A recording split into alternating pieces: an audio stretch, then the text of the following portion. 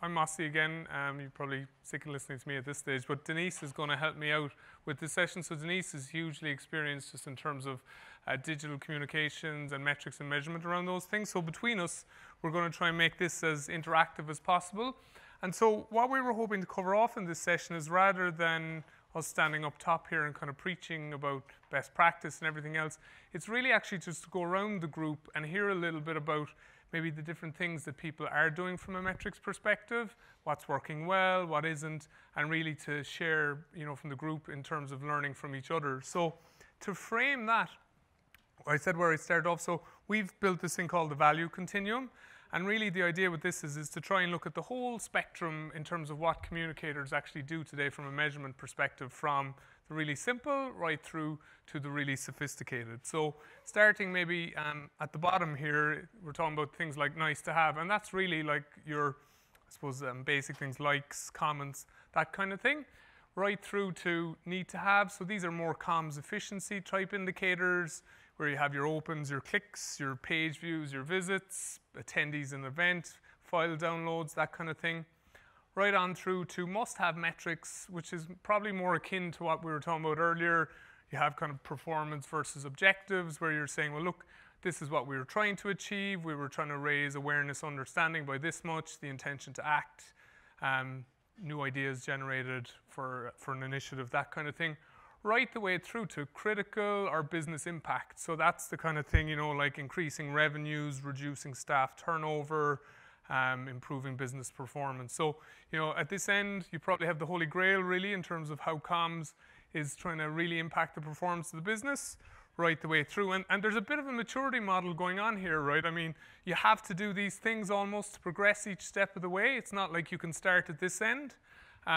So I thought what might be interesting is actually to go around the room and to get a show of hands from people about who thinks that they fall into which bucket in terms of where you're at with your measurement today.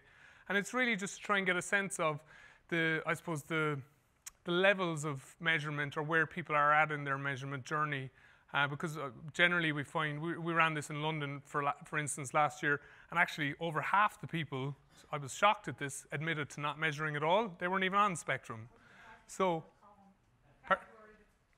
yeah, it fell off the edge. So we probably need a category for that too. But so actually that was quite interesting, because there was a lot of people in there kind of going, well, we're new to this, we're only starting out, we don't even know where to start, that's why we're here. So it'd be interesting, maybe if we could start off here in terms of who feels they're maybe in the nice to have bucket in terms of what they're doing today. I mean, can we get a show of hands? Very good. What about those who feel they're maybe in the need to have bucket in terms of what they're actually doing? Okay, a lot more hands. What did you say that was? 30. And then the must have bucket. Where do people feel? Anyone feel that they're in that category? This is kind of linking it to your strategic objectives. Okay, very good. And anybody in this critical business impact holy grail type bucket over here on the right hand side? Okay, that's good to hear. Excellent. So you can see there right the way around the room, most people probably in here, that'd be fair to say. And okay, so you're not alone.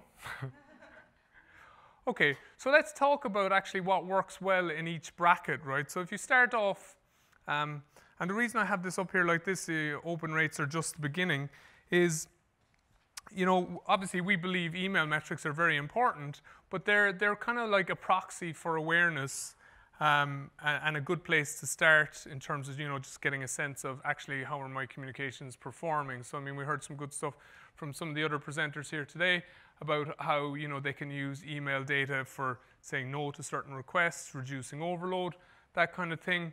Interestingly, and we need to get this updated in our software. I don't know how many here actually benchmark their email performance, or have some sense of look at the benchmarks in our app, or get a sense of that. So we need to update those figures in terms of the metric. But the most recent research that we've done on the benchmarks is, so for open rates, it's around 63% open rate is kind of the benchmark average, and click rate, it's about 12%. But you kind of need to take those in context, right? Because often when talking with people, we hear things like, well, I only got a 30% open rate on my email. But actually, that may be for the type of email that it was or the type of communication you're doing. And then it was like, well, I got 90% on another thing. Well, how many people did you send it to? Well, it was 50 people, and it was a really targeted thing. So these, I suppose, in terms of, it'd be interesting maybe just to see if anybody wants to volunteer in terms of what they use from an email perspective in terms of what they find most helpful. Is it the open rates?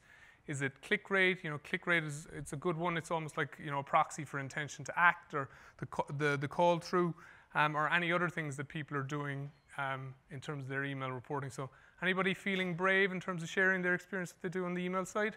We actually use the click rate versus the open rate because we use Outlook, and a lot of people use that reading pane.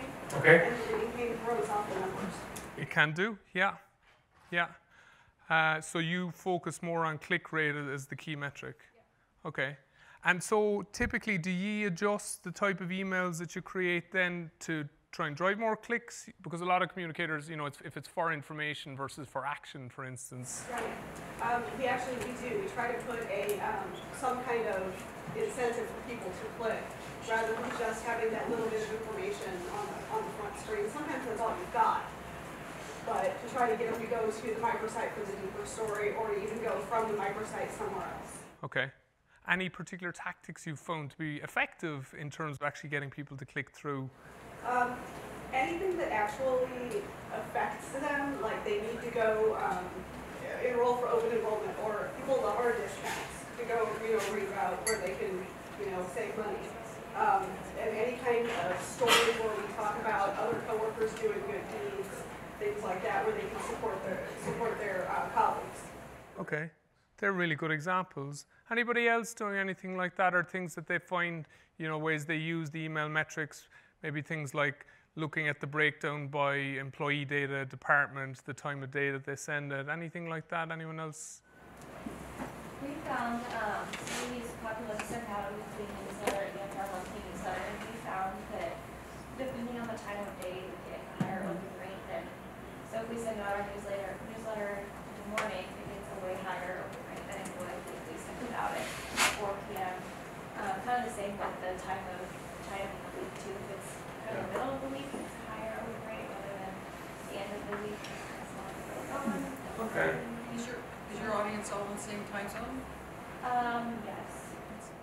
Well, that's really interesting. So we did a piece of research maybe a year or two ago. We probably need to update it, but we looked at the best times and the best open, you know, the time that got the best open rates.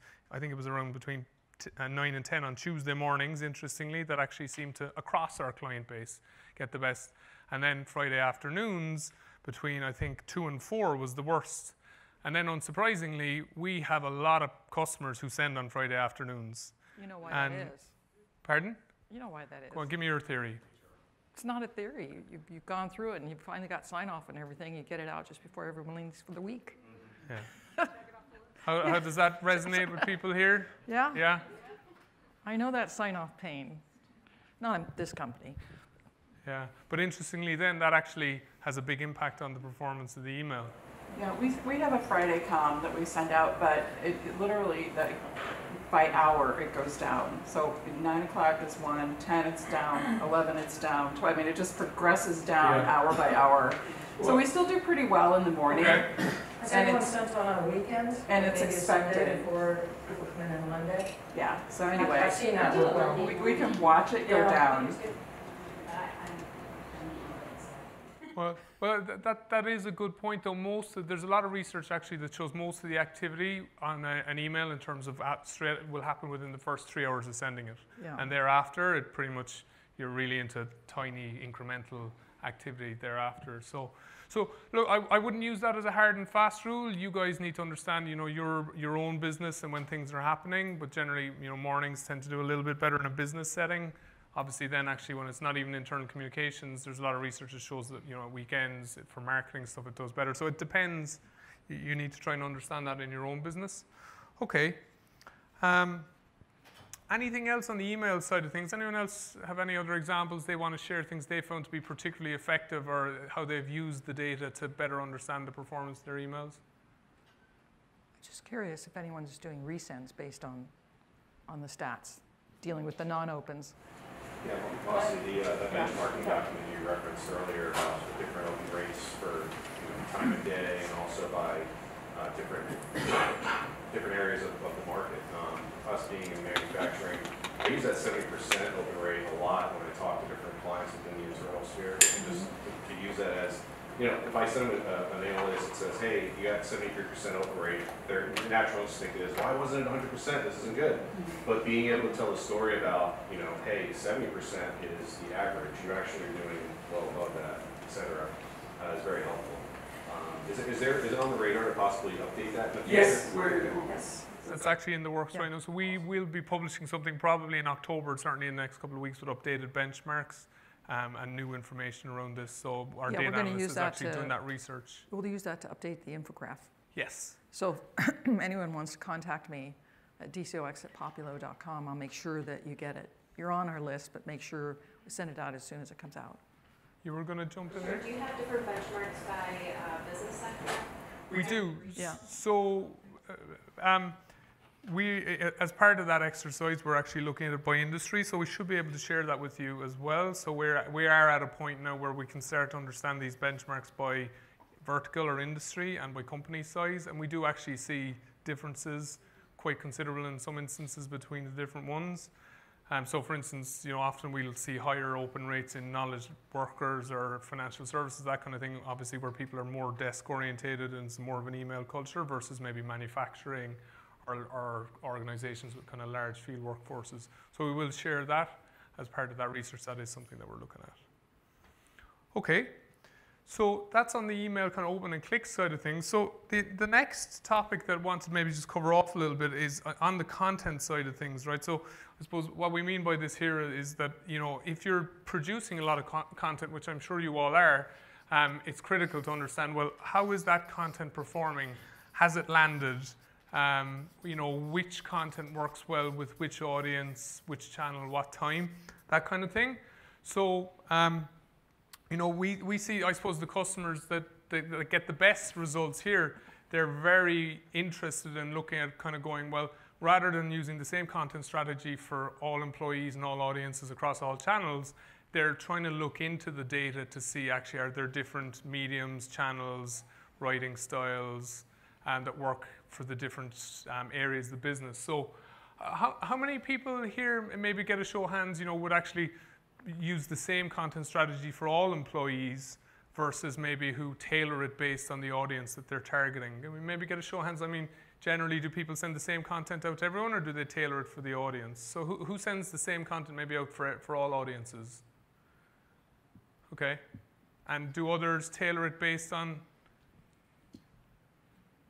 And where you've done that, have you found differences in terms of maybe the results that it gets or the impact that it has? So could you give us an example maybe where you do this in terms of how you tailor it based on the different audiences? One way we tailor is, and I work in healthcare, so we have different constituents. Our medical group is one of our constituents, and our managers are another group that we tailor content to. So a lot of it is how you present it, and a lot of it is also just trying to make the content relevant to them. For the medical group, that's especially important because they don't want content unless it's relevant to them. They don't, they really perceive that as, in their way of doing their job. So it's just noise, basically. Right. And our managers, really we tailor that content to need to know and what do we expect you to share. So it might be the same content that we're using in other ways, but the message there is you need to share this. So the medical group, I think, is probably the one where we tailor the most, and we have moved the needle on that, and by adapting different ways to handle that content specific to them, and it has helped with some of our strategic goals around that group too. So that's a really good example. I mean, I think these are things that a lot of communicators intuitively know, that if you tailor the content for the audience, that the results are likely to improve. But unless you're actually using the data to verify that, it's very hard to tell whether that's actually the case.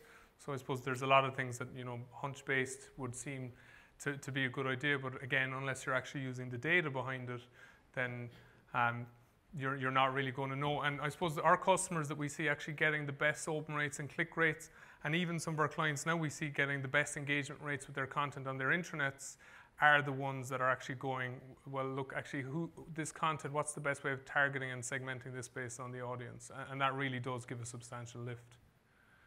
Anybody else have any examples, maybe just in terms of looking at how their content is performing? I mean, do people tend to look at it on an individual channel basis, or do you guys look at it across things in the sense that, well, actually, I need to tailor the content. I write it one way for email, another way for the intranet, maybe another way for a mobile app or for a social network? Anyone have any examples maybe of how they tailor the content based on the channel?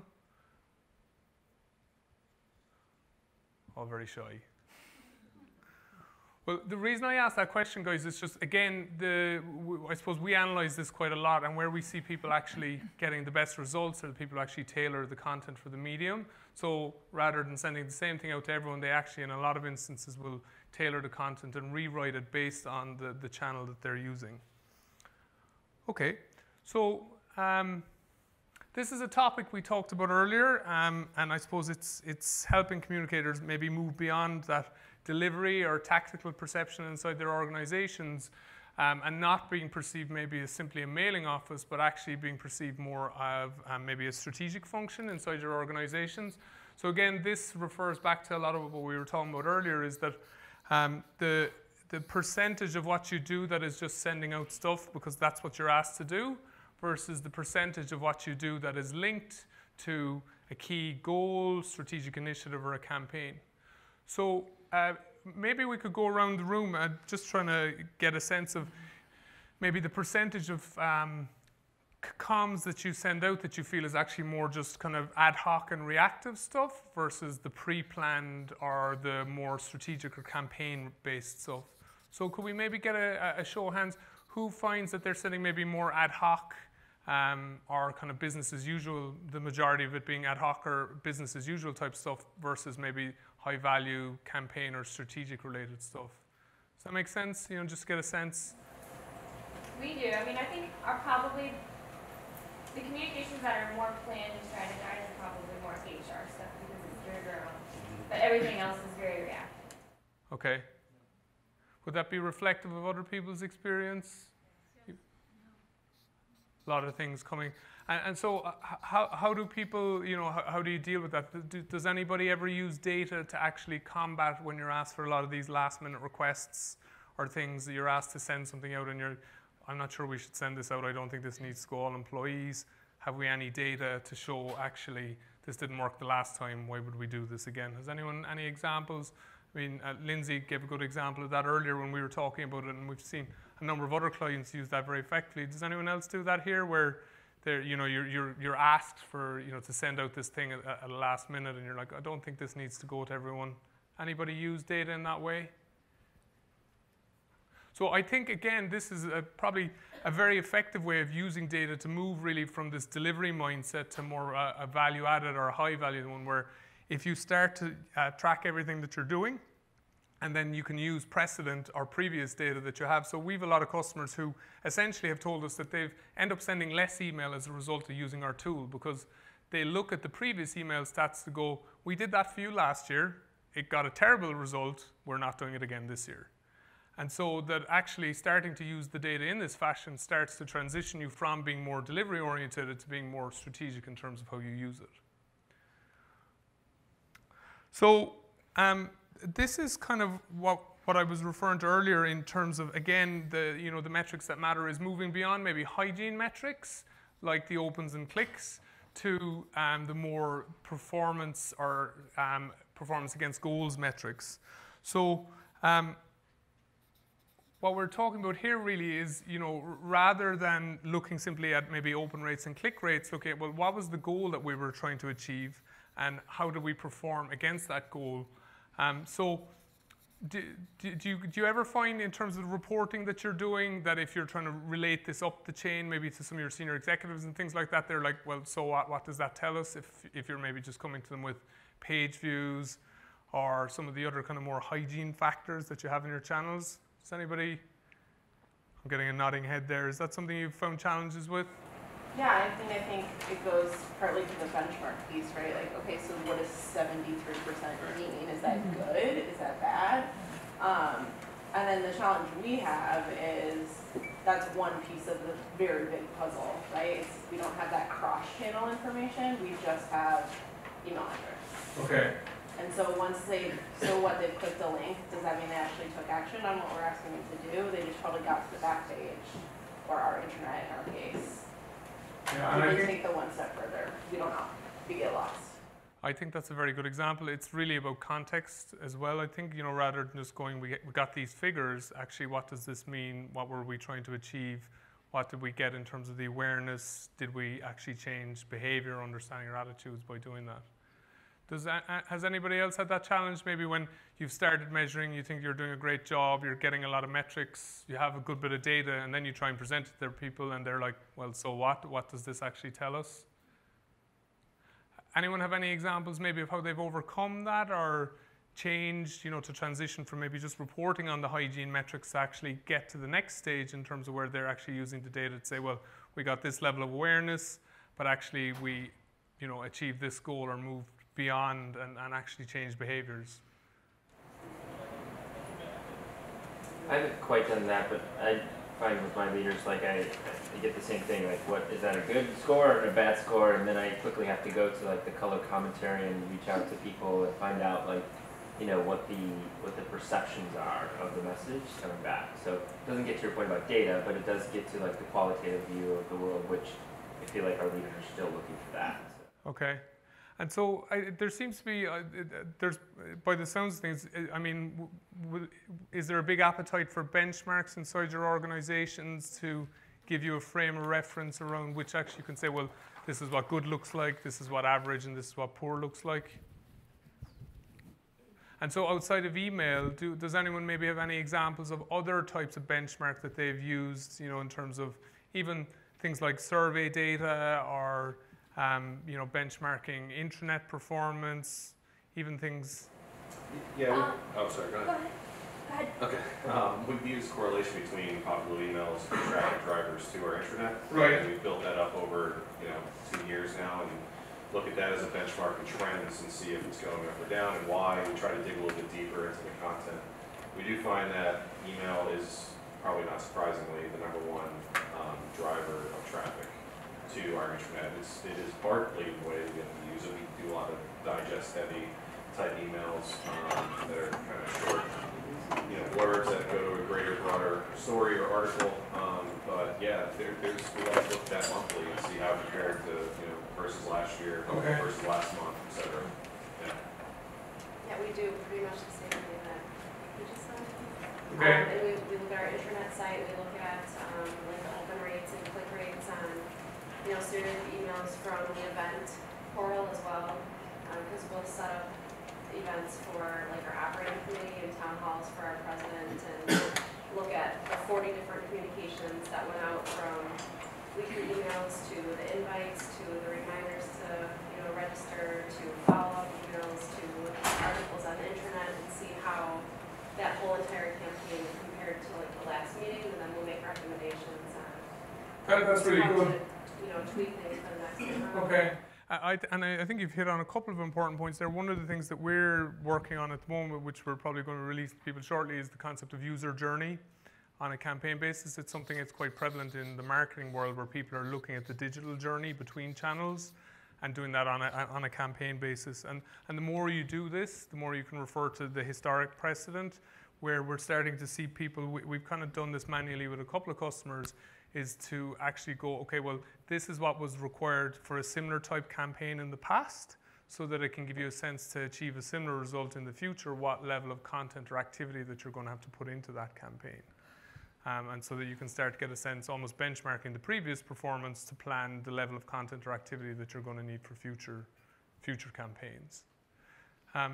You were going to just jump in with a point there. Oh, yeah. One area of measurement that we are looking at is Yammer. We're actually trying to encourage digital usage of the cloud, whether it be Teams in Office 365 or use Yammer as a replacement for email. And so we use things like Poppulo very specifically and strategically. So I'll look at our Yammer metrics, who's creating groups. I'll pull case studies, who's using it for their project teams and things of that nature. So I actually want to look at email droppage within the company and look at Yammer using it as a tool for communication and for project management. Okay, that's a good example. And just speaking on the social side of things, is anyone doing any form of sentiment analysis, that kind of thing on their social network just to see? So we have seen one or two clients who actually do that very effectively on the social side of things. It's, I think, probably a bit of a nascent area, but actually looking at the level of activity and the tone and nature of conversations and group activity. For instance, if they put something out on email on the internet, actually to look at the corresponding activity on the social channel to see, again, what knock-on impact one has on the other. So the next area just I wanted to touch on really is the whole level of understanding. And I suppose here it'd be good to hear what people are doing in terms of maybe more qualitative type activities. You know, so we see people, they use, there's the annual comms or engagement surveys, right the way through to focus groups, in-depth interviews. And it'd be interesting to hear what people find most effective in this respect. I mean, we see a lot of people use surveys in conjunction with the emails in our tool to get very good results on that. Little straw polls are a very good way of measuring beyond opens and clicks. You know, actually, did people understand this message? Was it read and understood? What are people doing in terms of actually understanding type metrics or behavior? I mean, do people do, a lot of people still kind of doing the annual comms survey or annual, you know, a couple of questions in the annual engagement survey for gauging this type of thing? Maybe if we could get a show of hands in terms of how many people are still using surveys quite extensively for actually measuring the performance of their communications. Are a lot of people annual still survey, is that what you mean? Are a lot of people still using an annual communication survey to understand how they're doing? So we are, but we've kind of adapted it to be more about understanding of our brand, of our internal brand. So Right. it's less about the communication, although there's a few channel questions and things like that we probe on, but it's really more about the understanding of our brand platform. Okay. Or brand positioning. And that's something you run on an annual basis? Yes. And what about any others who maybe do annual type surveys, you know, just in terms of measuring communications effectiveness? So we actually had a long conversation at our last team meeting about putting a survey together and what it would get from us, and we actually decided to scrap the survey and do more kind of individual interviews and focus group type stuff, because what we thought was that we always ask the question, how do you want to be communicated to? And people always say email, but then they complain that they get too much email. So you can't ask that question effectively because they don't know what they want. Maybe it's the types of emails, if you start asking them which ones they're receiving that are helpful. Are you asking which of the emails they actually find helpful when they say that? We had asked that in the past, and so we found some valuable information there, but we felt like asking those same questions again was going to get us nowhere, so we decided to not spend the time on the survey. That's interesting. We did the same thing after several years of doing annual surveys. We just kept getting the same stuff back. And so we did nothing for a few years, and now just recently we just did some random self-select survey, but then followed up by focus groups and individual one-on-ones just to get a sense of the direction. Yeah, you get more of a qualitative sense from Because we're in a position where we do our engagement survey, we're not allowed to add any comms questions to it. It's all about employee engagement, Okay. so not comms. And anybody moving away maybe then from the big bang type surveys to doing more of a kind of polls or straw polls or short pulse surveys on a regular basis, you know, where you're trying to get quick snapshot of how employee sentiment on a particular topic? Yeah, I was going to say that we've added that as well. In addition to sort of shifting our annual to be more understanding based, we also are adding the spot polling throughout the year. Yeah.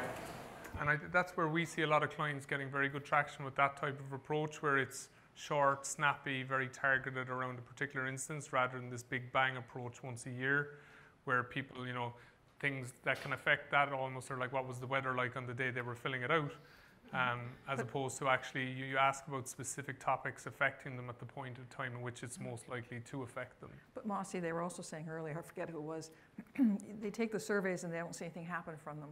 I think maybe it was Rob. It's like there was negative stuff that came out of it and wasn't dealt with. Yeah.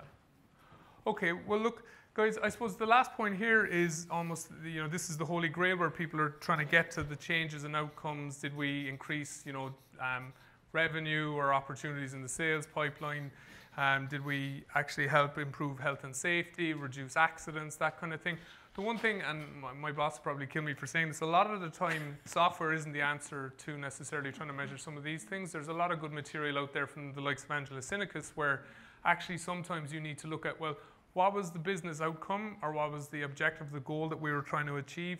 And sometimes it might actually be manually measuring those things. It could be, I've seen actually some companies where on the factory floor they have things like at the airport where, they have the comms materials around the factory floor and people are indicating, on the smiley faces whether those things were effective and actually had the impact on them. It's counting the number of accidents that maybe happened and some of the communications that went on around this, and that can be done in a spreadsheet. So it's really, this is more of a methodology and asking, well, what business goal are we trying to achieve? And then working back from that to try and track the data that will give you an indication whether the communications played a part in helping that.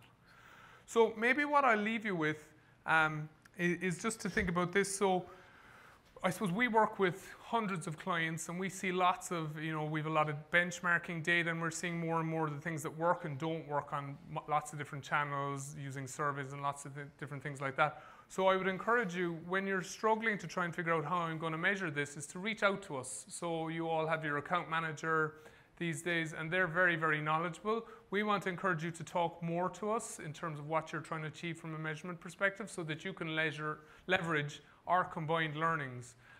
So that's something we would encourage you to come to us more and more for. And while the data may not always be in the reports in the app, and we're trying to address some of that, actually we're sitting on a veritable gold mine of kind of benchmarking information, and we're looking to try and get more of that into the app. But actually, if you're just looking for something, you're like, oh, it'd be really good if I could answer this, or this is the question that I'm trying to grapple with, do please feel free to ask us, because often we can actually go maybe mine that data or dig directly into a database to get it for you. So I'll leave you on that point. So thanks very much for participating. Hope you found that interesting, and enjoy the rest of the day.